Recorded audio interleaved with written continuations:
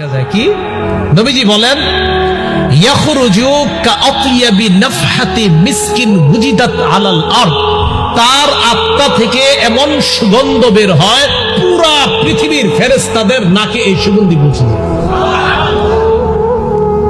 ইমানদারের আত্মা প্রথম আসমানের কাছে যখন যায় ফাস্তাফতিহুনা, অনুমতি চায়, দরজা খুলেন আসমানের।